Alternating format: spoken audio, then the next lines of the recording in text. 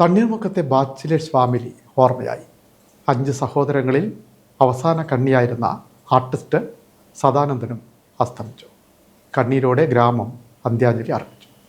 തണ്ണീർമുക്കത്തെ bachelors family ഓർമ്മയായി. ഫാമിലിയിലെ അവസാനത്തെ കണ്ണിയും അസ്തമിച്ചു. ജീവിതയാത്രയിൽ ആരും വിവാഹിതരാകാതെ ഒരായുസ് മുഴുവൻ സ്നേഹത്തോടെയും സൗഹാർദ്ദത്തോടെയും സഹകരണത്തോടെയും ഒരേ വീട്ടിൽ തന്നെ കഴിഞ്ഞത് 5 സഹോദരങ്ങൾ. അതിലെ അവസാനത്തെ കണ്ണിയും ഓർമ്മയായി. ബാച്ചിലേഴ്സ് ഫാമിലി എന്ന് നാട്ടുകാർക്കിടയിൽ അറിയപ്പെട്ടിരുന്ന തണ്ണീർമുക്കം പഞ്ചായത്ത് 15-ാം വാർഡ് ഞെട്ടയിൽ ഭാഗം ശൂദ്ര മലപ്പള്ളി കുടുംബത്തിലെ അംഗമായ അവസാനത്തെ കണ്ണി 74 വയസ്സുള്ള സദാനന്ദനാണ് മരിച്ചത്. ആരുമില്ലാത്ത വീട്ടിൽ മരിച്ച നിലയിൽ ബുധനാഴ്ചയാണ് സമീപവാസികൾ സദാനന്ദന്റെ മൃതദേഹം കണ്ടത്. ഇതോടെ ഒരേ വീട്ടിൽ പരസ്പരം താങ്ങും തണലുമായി കഴിഞ്ഞ 5 സഹോദരങ്ങളുടെ ആ വലിയ ജീവിതയാത്രയ്ക്കും വിരാമമായി. സഹോദരങ്ങളായ സുമതി, വിജയമ്മ, രാധാമണി, കാർത്തികേയൻ എന്നിവർ 1.5 വർഷത്തിനിടയിലാണ് മരിച്ചത്. 3 സഹോദരിമാരും 2 സഹോദരന്മാരും അടങ്ങുന്നതായിരുന്നു ഈ ബാച്ചിലേഴ്സ് കുടുംബം. 5 പേരും വിവാഹ ജീവിതം വേണ്ടെന്ന് വെച്ച് ഒരുമിച്ച് കഴിയാനായിരുന്നു തീരുമാനിച്ചത്.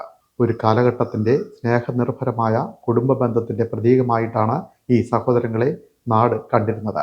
അവസാന കാലത്ത് ഞെട്ടയിൽ ക്ഷേത്രത്തിൽ നിന്നാണ് ഭക്ഷണം കഴിച്ചിരുന്നത്. നല്ല ചുവർ ചിത്രകാരനും പ്രഭാഷകനും സരസനും വായനാശീലമുള്ള ആളുമായിരുന്നു സദൻ. ആലപ്പുഴ മെഡിക്കൽ കോളേജ് ആശുപത്രിയിൽ പോസ്റ്റ്മോർട്ടത്തിന് ശേഷം മൃതദേഹം വീട്ടുവളപ്പിൽ സംസ്കരിച്ചു. നാട്ടുകാരായ 100 കണക്കിന് ആളുകളാണ് അന്തിമോപചാരം അർപ്പിച്ചത്. ബാച്ചിലേഴ്സ് ഫാമിലി നാടിന്റെ ഓർമ്മയായി ഇനി അവശേഷിക്കും.